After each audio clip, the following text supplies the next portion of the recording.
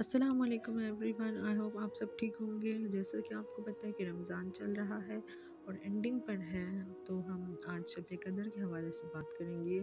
سورہ قدر میں قرآن پاک میں اللہ تعالیٰ نے بھی اس کے بارے میں فرمایا ہے کہ یہ 1000 مہینوں کی عبادت سے بہتر ہے۔ اس رات فرشتے اترتے ہیں آسمان سے زمین پر، اور جو مسلمان مومن عبادت کر رہے ہوتے ہیں ان کے ساتھ مصافحہ کرتے ہیں۔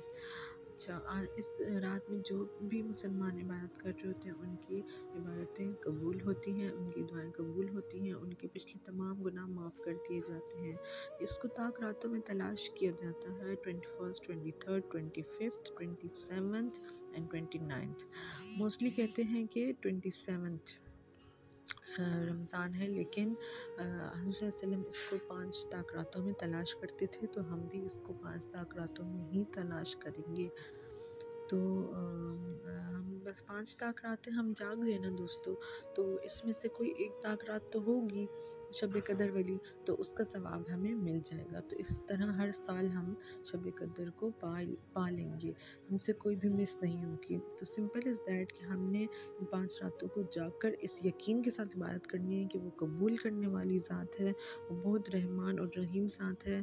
یقین مانے اللہ تعالیٰ سے محبت میں آپ یہ عبادت کریں گے نا، آپ دعا مانگیں گے، روئیں گے، تو وہ اتنی رحیم ذات ہے، وہ بس آپ کو فوراً آپ کی دعائیں قبول کر لے گا۔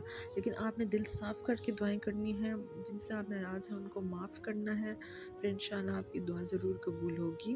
اور یقین ضروری ہے، اللہ تعالیٰ کی ذات پر یقین کے ساتھ دعا کیجیے گا۔ ہمیں بھی دعا میں یاد رکھیے گا، جو پیارے آپ کی اس دنیا سے رخصت ہو گئے ہیں ان کے لیے بھی ان کو بھی دعا میں یاد رکھیے گا، وہ آپ کی دعا کے منتظر ہوتے ہیں۔